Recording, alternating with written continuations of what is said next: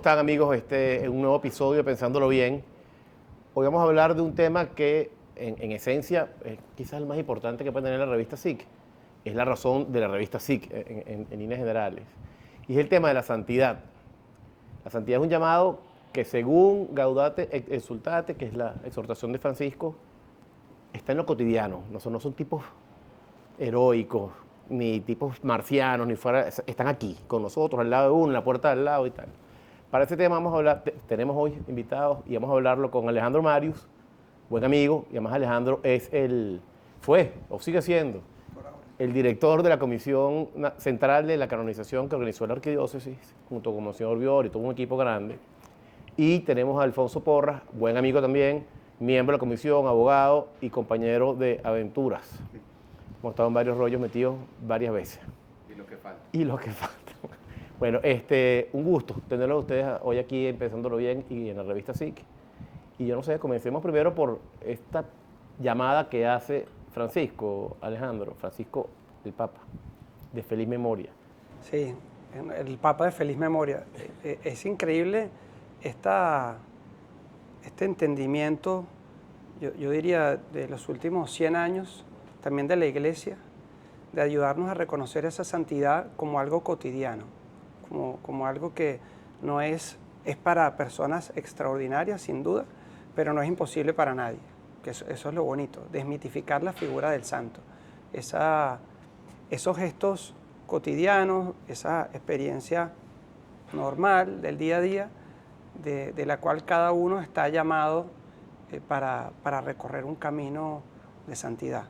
Y creo que ese está como en la base de todo. Si nos ponemos a ver los santos, la cantidad de santos laicos que tenemos en los últimos 50 años es impresionante. Pensemos también en los santos médicos, en el caso de José Gregorio, sí, ¿no? Es extraordinario. Y que sea latinoamericano, que sea venezolano, el caso de José Gregorio es increíble.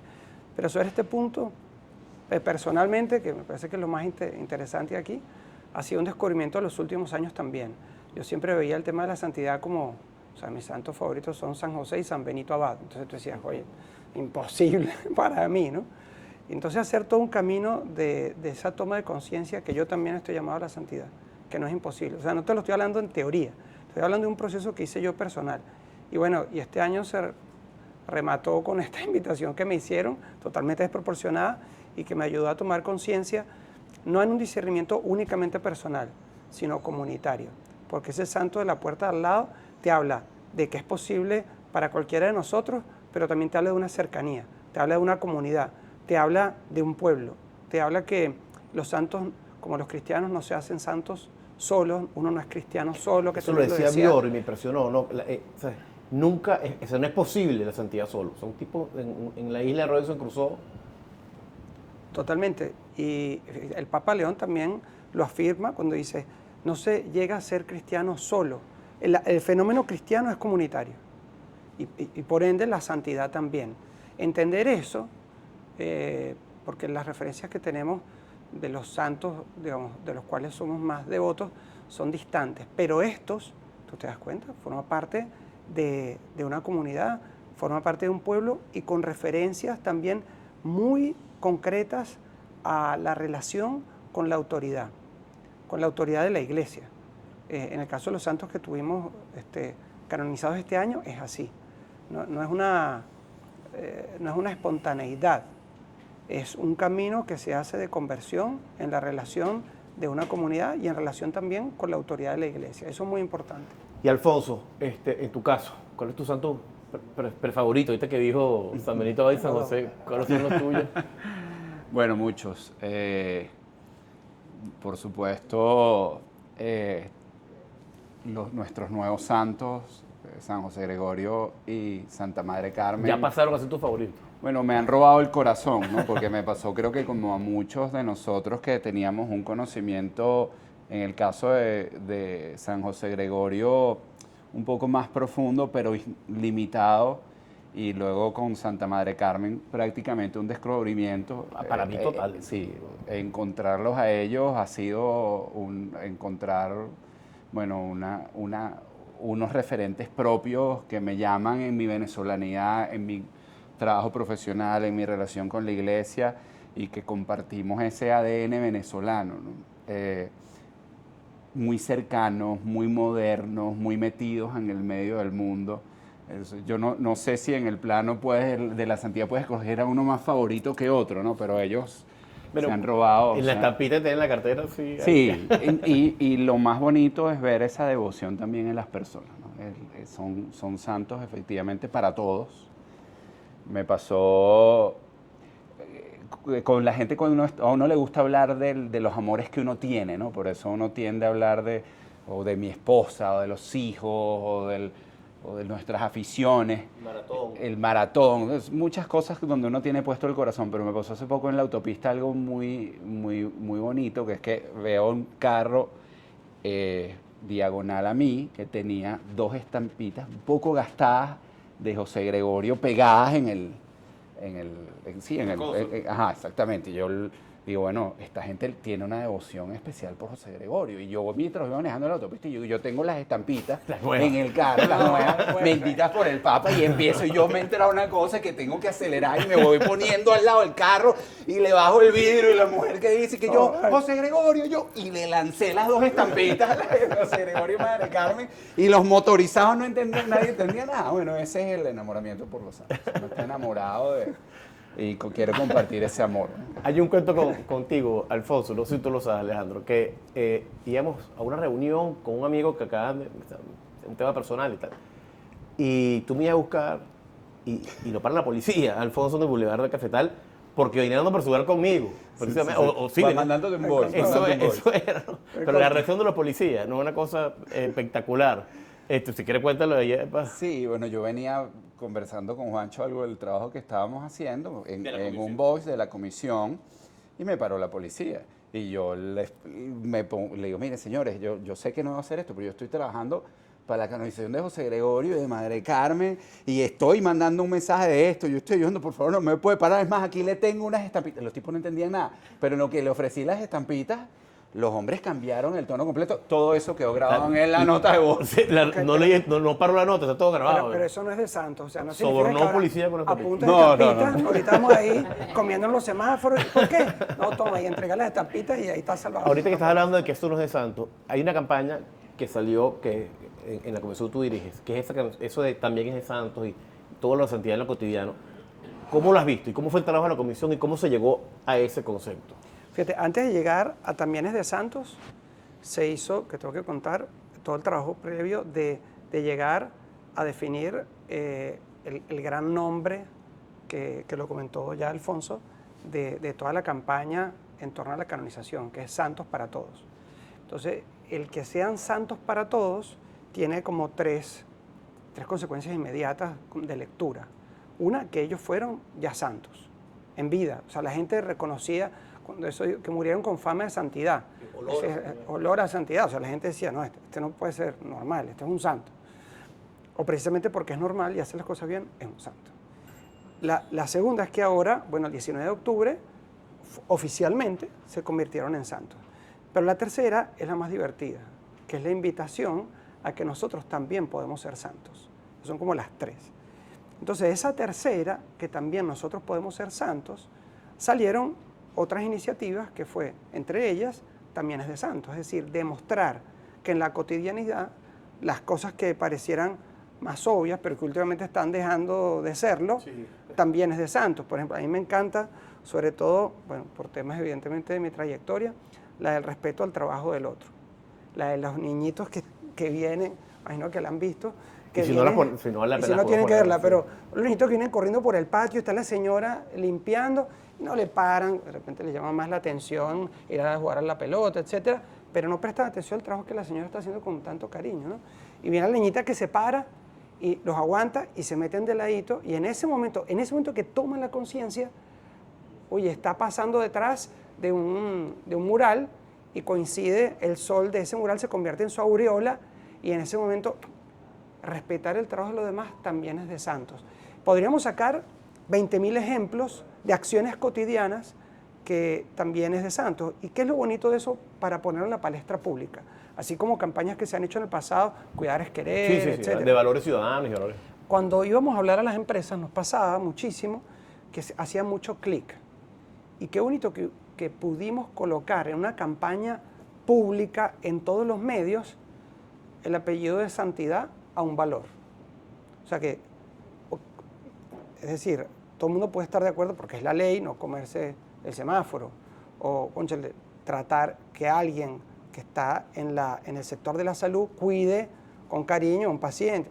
Por favor, que respete si dice no pase, que cuide el trabajo, pero hacerlo por convicción, más que porque sea una ley, y entonces si es una ley piensas, uy, en el castigo. No, por convicción, porque vale la pena, porque hay una relación con el otro que lo justifica. Ese entendimiento, y identificarlo con la santidad, para mí es un hit. Y bueno, nuestra idea también es poder seguir con eso, sí, claro, ejemplificando otras acciones pequeñitas, cotidianas, que es por una convicción de que ese es un camino de santidad factible para mí, más que cumplir unas buenas costumbres, una ley o cualquier otro tipo de cosa, ¿no? Alfonso, habló Alejandro del tema de las empresas. Aquí está María José, que es la esposa de uno de los ejecutivos que nos ayudaron con todas las empresas. Yo creo que podríamos hablar de eso y la reacción de las empresas, que por lo general son no confesionales, sobre un tema, la invitación a participar en un evento de santidad.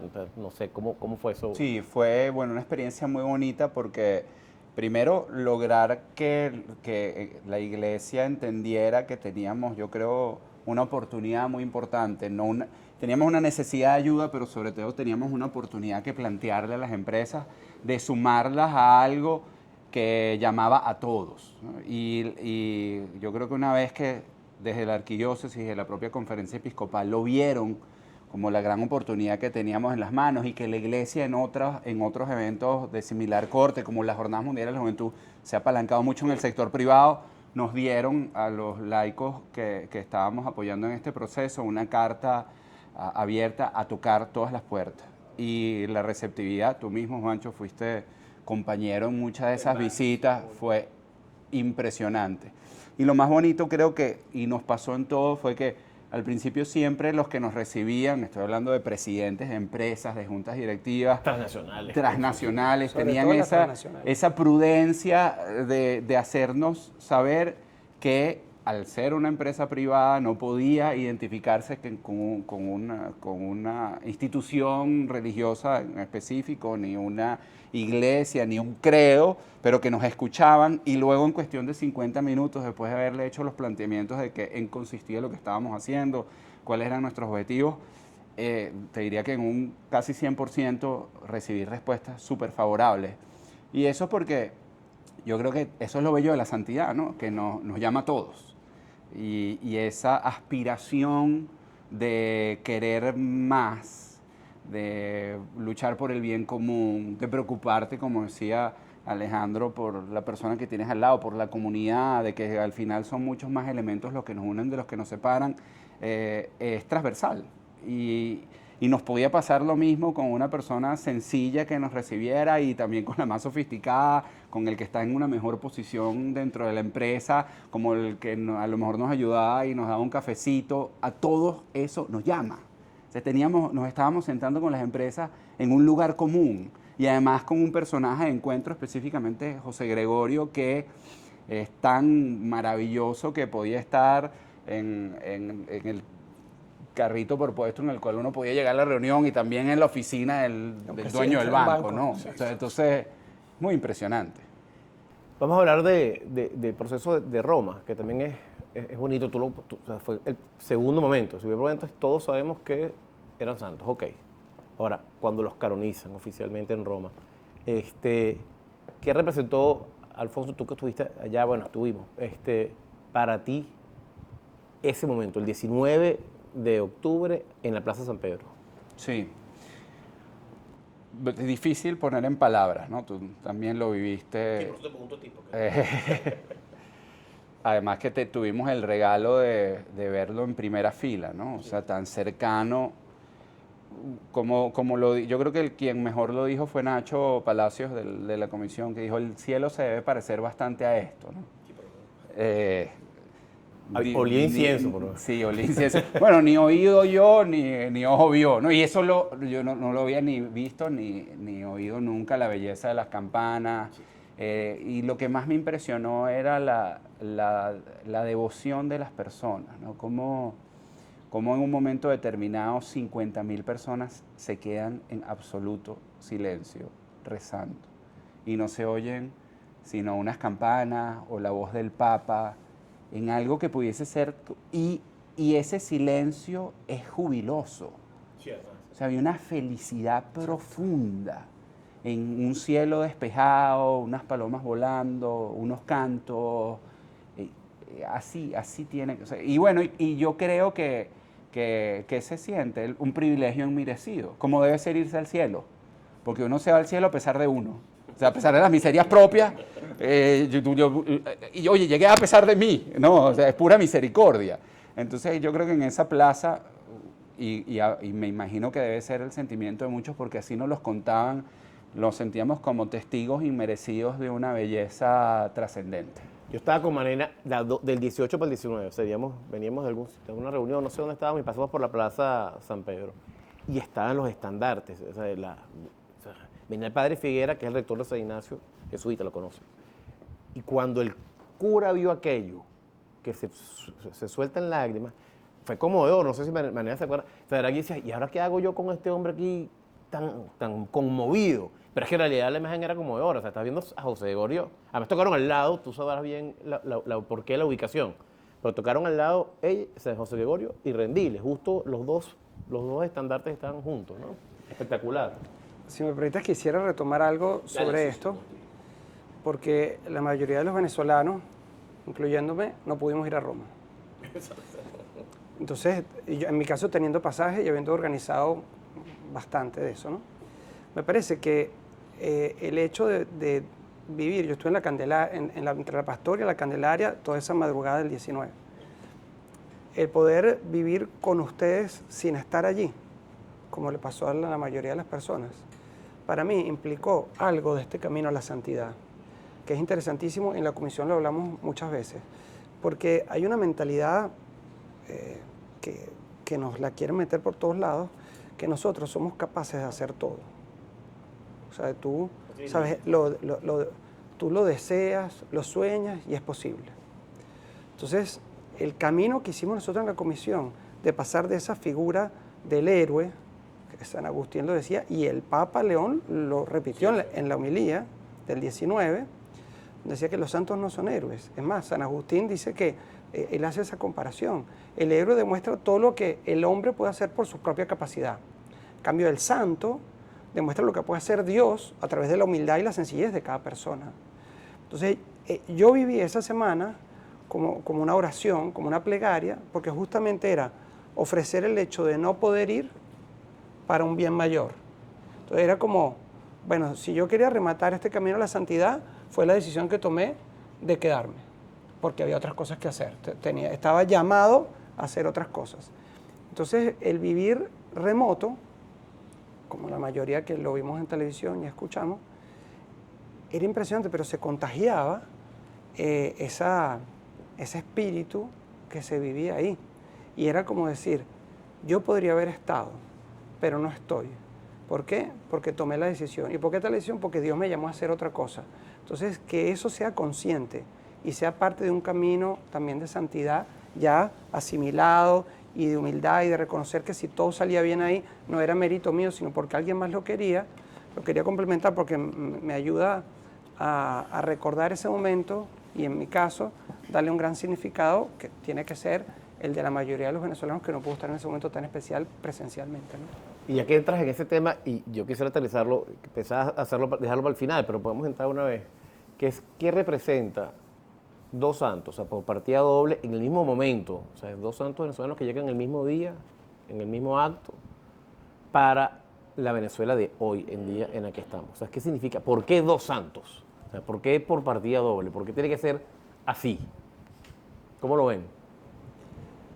O sea, eso, digamos, solo Dios sabe, ¿no? Pero era, o sea, para mí fue, si quedaba alguna duda de alguna característica o alguna dimensión del ser humano que quedara por fuera, siendo solo José Gregorio, ya se acabó. Listo. O sea, es decir, José Gregorio es multidimensional, o sea, de verdad, es un súper santo. Pero, oye, que sea una mujer, que sea religiosa, con una especial atención sobre el tema del servicio a la iglesia, explícitamente, o sea, puso hace poco hermanas a fabricar hostias, pues, a limpiar la catedral, etcétera, tal. Sobre la educación, que fue tan misionera, de fundar y tal, era como, todas las barajitas, o sea, entre los dos están todo el álbum, o sea, tenemos unas referencias completas los venezolanos para mostrar el camino. Los santos nos ayudan a mostrar ese camino de santidad y las tenemos todas. Entonces yo no sé si eran 1, 2, 3, pero fueron lo suficiente, fueron lo necesario para indicarnos los pasos que tenemos que seguir hoy en día, con características también muy en común. Porque fíjate, tanto José Gregorio como la Madre Carmen hicieron un discernimiento, no solamente al inicio vocacional, sino después a nivel de la tarea que le tocaba como construcción de país, de cómo servir, de esa posición. No fueron apartados de la iglesia en su momento, tuvieron una buena relación con los obispos que le tocaron, etc. Fueron, Madre Carmen más, digamos, emprendedora, generó, digamos, estructuras, organización, etc., la congregación.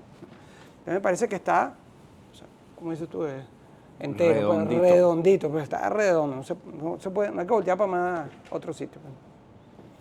Sí, y además nos recuerdan cosas importantes, ¿no? Primero, San José Gregorio y Santa Madre Carmen eran grandes profesionales.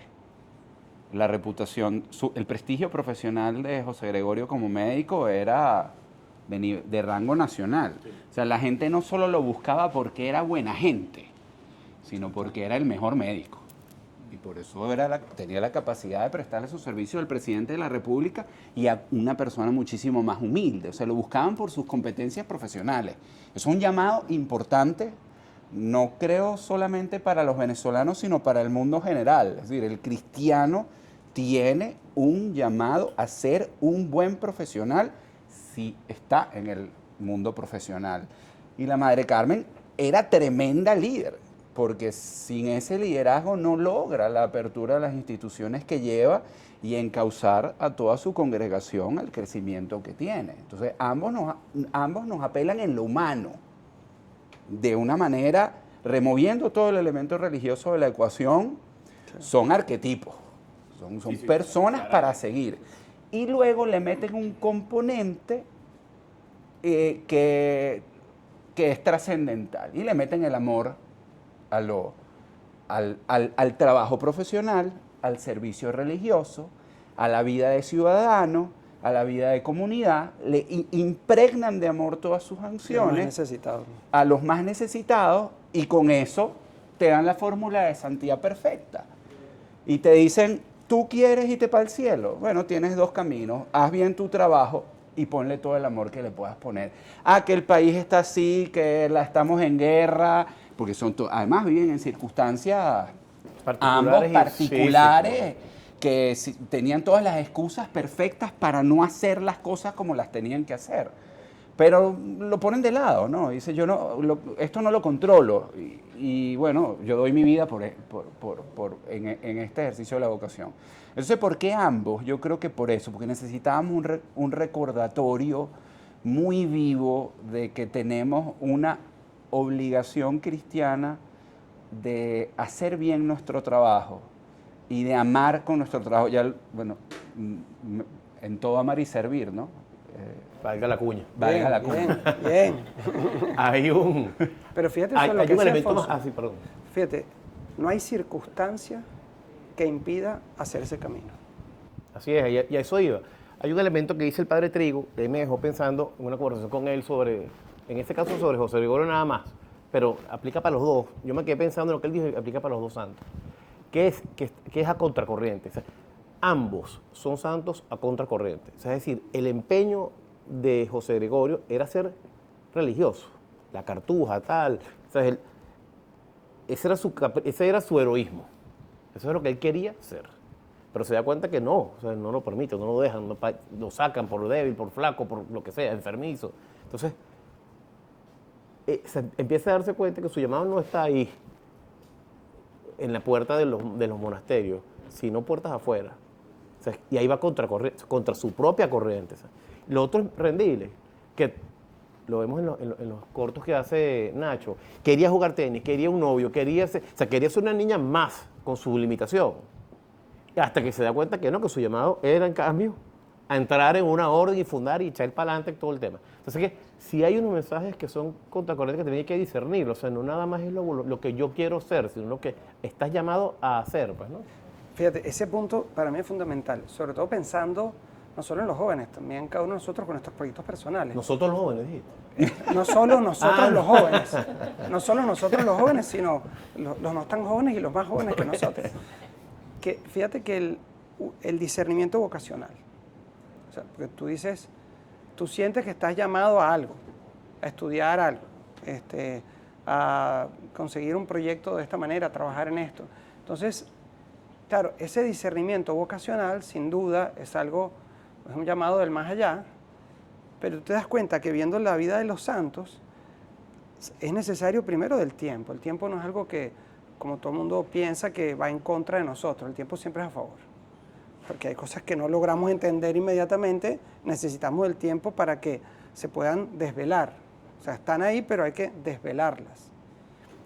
Y es a través de la realidad concreta, de las cosas que pasan, cómo Dios nos llama. O sea, por lo menos a mí no se me apareció ninguna virgen, ni tenía una luz así, una cosa así. Damasco. No, nada, no me cayó ni un caballo, ni me han pedido que sacrifique una hija, pues no, nada. Pero te das cuenta que, viendo la vida de los santos, José Gregorio tenía esa interpretación suya de la vocación. Entonces, y le dio, porque tenía una certeza increíble. Pero llega un momento que tiene que rendirse frente a la evidencia que Dios le pone enfrente, y lo hace en un discernimiento con alguien más. Yo el detalle de la Madre Carmen, o sea, no me ha dado tiempo de entenderlo bien. Sabemos que es nuestra rockstar, porque nos hemos enamorado de ella, pero igual. Entonces el discernimiento al final, para entender a José Gregorio con todos esos muchachos protestando afuera, va donde el obispo. Y el obispo le dice, me ponga usted en una balanza, lo que usted considera que es el llamado de Dios y tal, y lo que le está diciendo es la realidad del país, la realidad de esta gente que está hablando. Entonces, eso a mí me encanta, porque el obispo no lo mandó a hacer algo, no le dio la solución, sino que puso el criterio de discernimiento para que él verificara a qué Dios lo llama. Y cuánta necesidad tenemos hoy en día de esa broma, de una compañía, de una autoridad moral, de un amigo con quien podamos compartir este tipo de cosas y podemos poner en común, de una fraternidad donde podamos poner en común estas decisiones que, si no las validamos bien, son interpretaciones que nosotros incluso podemos hacer al llamado de Dios. Y vemos tantas instrumentalizaciones violentas, políticas, etcétera, utilizando símbolos religiosos que tú dices, ya basta. ¿Cómo así? ¿Cómo así? Hagamos un camino de verdad, de santidad, metodológicamente como nos lo están planteando ellos, ¿no? Fratelli Tutti, la encíclica de Francisco lo plantea el tema de la amistad social, plantea el tema del diálogo social. O sea, él dice que no es posible que los seres humanos se entiendan si no es dialogando. Y establece además, es una belleza, es el número 198 de la encíclica, de verdad yo creo que está todo ahí, que son los 7 verbos que establecen el diálogo. Acercarse, escucharse, expresarse, mirarse. O sea, ese verbo está ahí. Dice, el diálogo tienes que mirarte. A mí me impresionó en la audiencia de León XIV el lunes después, tú estabas, Alfonso, cuando él dice que estos santos representan para los venezolanos las 3 virtudes teologales, evidentemente, la esperanza, la fe, la caridad, pero que representaban un llamado a la hermandad de los venezolanos. Ahí yo quisiera que nos detengamos un poquito. O sea, ¿qué significa hoy la hermandad de los venezolanos? O sea, cuando estamos en estas circunstancias tan particulares, como tú planteas bien, en el caso de ellos también las tuvieron, pero nosotros también las tenemos, pues, ¿no? ¿Cómo lo ves, Alfonso? Mira, es el tema más complicado, ¿no? Porque los venezolanos llevamos en el espíritu heridas importantes de injusticias que hemos visto ocurrir en los últimos años, de las cuales todos de una u otra manera hemos sido afectados, ¿no? Y todos, absolutamente todos. Y encontrarse en las heridas es complejo, ¿no? Requiere yo creo que dos virtudes muy importantes y que son además reflejo de los propios santos. El primero es la renuncia. Cuando hablábamos en el punto anterior, en la pregunta anterior, de ese discernimiento vocacional o de los discernimientos propios de la vida, tú te das cuenta con San José Gregorio y con Santa Madre del Carmen que al final estaban renunciando a sí mismos, ¿no? Es decir, no es como yo lo veo, no es como yo pienso, no es como yo creo, no es como yo... Es como, o sea, tengo que renunciar a mí. O sea, y no hay santidad sin renuncia. Y no hay hermandad sin renuncia. O sea, no hay encuentro como nación sin una renuncia a mi forma de ver las cosas, a mi parcela de mis intereses individuales y cerrados, donde lo demás está subordinado a mi propia intención. O sea, la hermandad requiere, y la santidad requiere renunciar a mí mismo. Es más bravo, es olvidarme de mí mismo. Primero porque puedo estar equivocado. Y casi siempre es lo más probable. Y segundo, porque no lo sé todo. O sea, Santo Tomás de Aquino decía que no hay acción humana que no persiga el bien. Eso es difícil de entender, ¿no? Sobre todo cuando hay heridas. Porque quien te ha herido es muy complejo entender qué bien perseguía a través, o bien noble perseguía detrás de la herida que te causó. Entonces, bueno, involucra renunciar. Y luego involucra, y esto es más complejo aún todavía, pero de nuevo, los santos son un ejemplo apropiado, involucra perdonar. A mí siempre me ha llamado la atención el Padre Nuestro, ¿no? Y tú dices, ¿por qué el Padre Nuestro? O sea, que estamos hablando del Padre Nuestro, ¿no? 2000 y pico de años rezándolo. Y dicha por el que es. Y el que es y el que es. La literal, pues. Pero la literal. Y entonces dice, bueno, perdónanos como nosotros perdonamos. O sea, condiciona el perdón divino al perdón humano. Y el perdón humano tiene dos aristas, ¿no? El perdón humano, vamos a empezar por el sencillo, el cotidiano. Porque realmente, ¿cuál gran ofensa he recibido? Yo no recuerdo a nadie que me haya dicho así una ofensa que yo digo, yo te perdono. Eso no ocurre en la cotidianidad. La cotidianidad es la expectativa no cumplida, eso que estaba expresando esta persona que yo hiciera y no hice, o esa palabra imprudente que le dije sin yo medirla, es ese perdón cotidiano, ¿no? De ir borrando del corazón esos agravios que vamos acumulando. Pero también yo creo que nuestro Señor Jesucristo decía, pero un perdón más grande. Es el perdón de lo que no entendemos, el perdón de lo que no sabemos, el perdón de lo que no queremos, el perdón de lo que no deseamos. Involucra esa hermandad, olvidarse de que la justicia también es una virtud cardinal y necesaria. No. Pero involucra, bueno, un ejercicio muy prudente, creo yo. Una virtud. Sí, bueno, y que es la virtud cardinal por excelencia, desde la renuncia y desde la reconciliación, ver qué reglas nos ponemos como hermanos. Tú sabes ahorita que comentas eso, el tema del perdón. Hemos venido trabajando desde SIC, y ustedes lo saben bien, y además ustedes son parte de esto, en todo el tema de la reconciliación nacional como bandera y como causa, pues, ¿no? Y por tanto lo conocen estando en Roma, mi cuestionamiento era, ¿yo para qué estoy aquí? ¿Te parece? Porque me pude quedar yo contigo tranquilamente.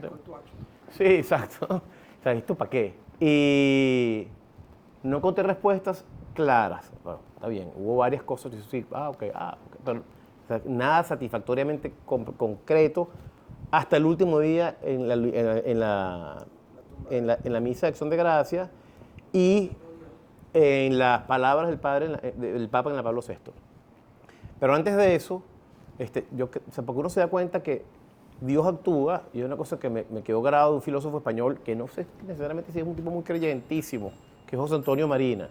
Dice, en el mundo de los hombres y de las mujeres, Dios actúa a través de los hombres y de las mujeres, ¿no? Está claro. Entonces, claro, ese concepto yo siempre lo he ido masticando. Es verdad, ¿sabes lo que tú dices? No hace falta un damasco para que tú veas qué tal, o sea, cómo actúan.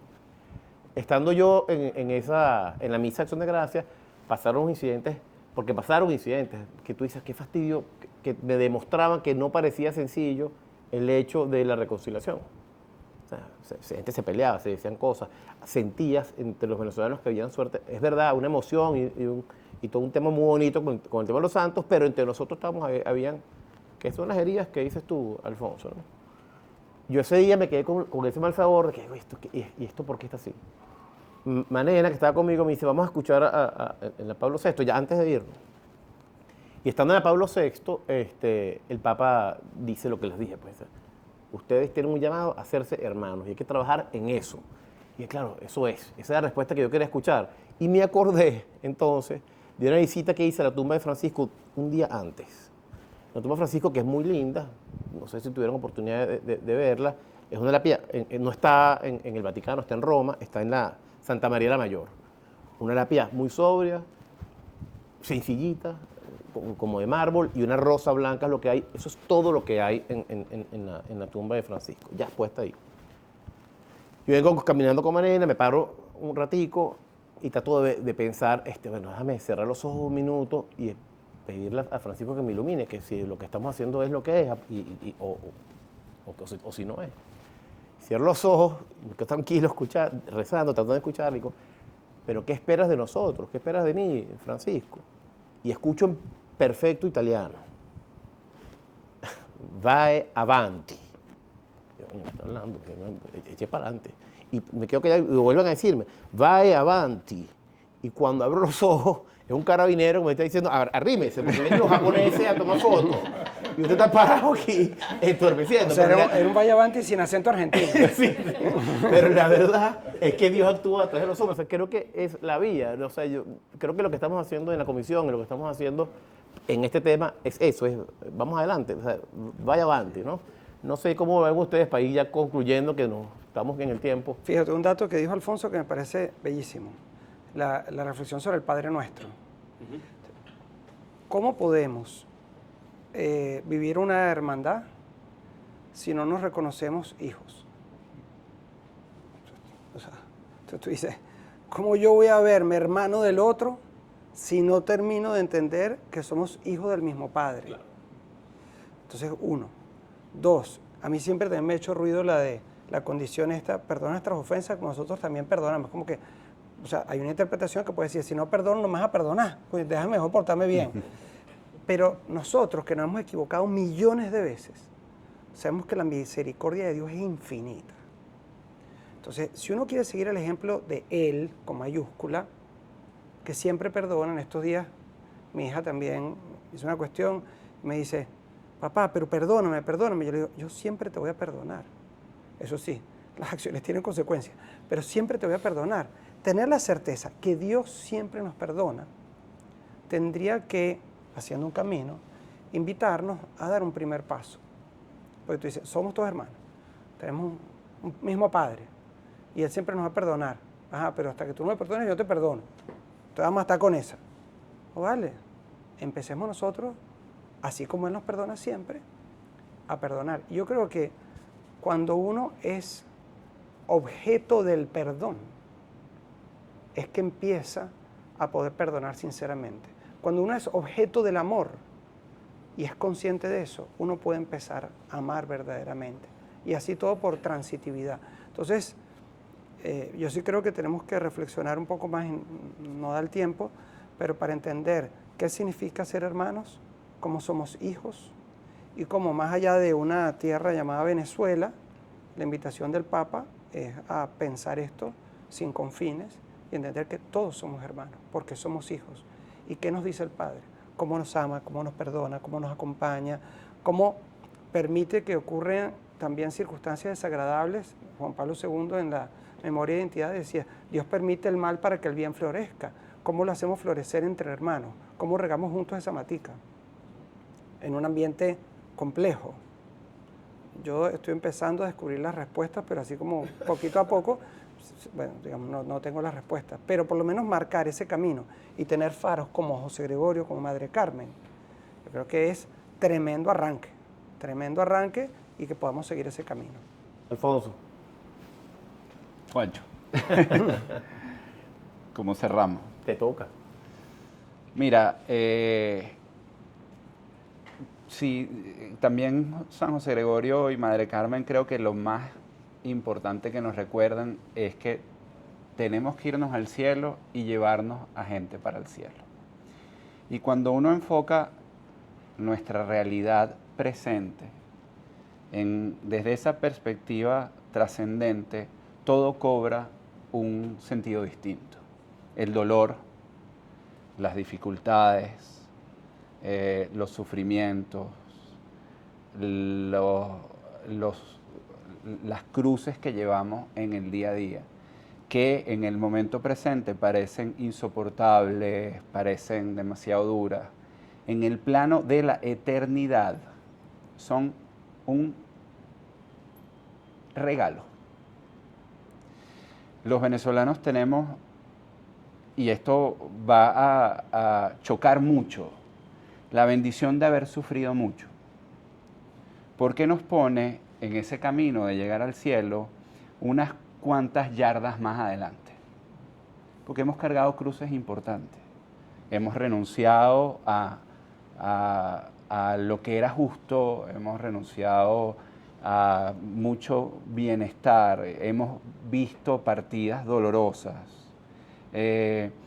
y quizá, bueno, ahorita nos cuesta entenderlo, pero yo creo que en ese momento, y que nos han hecho crecer en amor, porque cuando no se tiene al hermano cerca o se tiene a los padres lejos, el amor como pareciera que florece con más intensidad, ¿no? Porque a veces en la cotidianidad nos olvidamos de la maravilla que es tener a la persona más cerca, ¿no? Entonces, bueno, si la prueba para entrar al cielo, que es lo que nos recuerdan nuestros dos santos, es cuánto hemos amado, porque a la caída de la tarde nos juzgarán en el amor. Bueno, esta realidad que nos ha tocado vivir en Venezuela en los últimos 20 años, cuidado y hasta la agradecemos. Yo sí creo. Alejandro. Totalmente. Creo que todas las circunstancias que como país y personalmente hemos vivido dolorosas de distintos tipos, creo que en el tiempo, con un camino adecuado, con guías adecuadas, son la oportunidad para un discernimiento de que todo lo que ocurre, las circunstancias que Dios permite, son fundamentales para nuestra vocación y nuestra felicidad, sin duda, sin duda. Bueno, señores, hemos llegado el tiempo por dos razones. Una por el tiempo, otra porque el banquito sin respaldo es incómodo. El de nosotros sí está cómodo. El de nosotros está muy incómodo. Tranquilo. Muchas gracias, Alejandro. Gracias, muchas gracias, Juancho. Alfonso. Sigamos en esto. Vaya avanti. Vaya, Vaya, avanti. Gracias Gracias. a todos.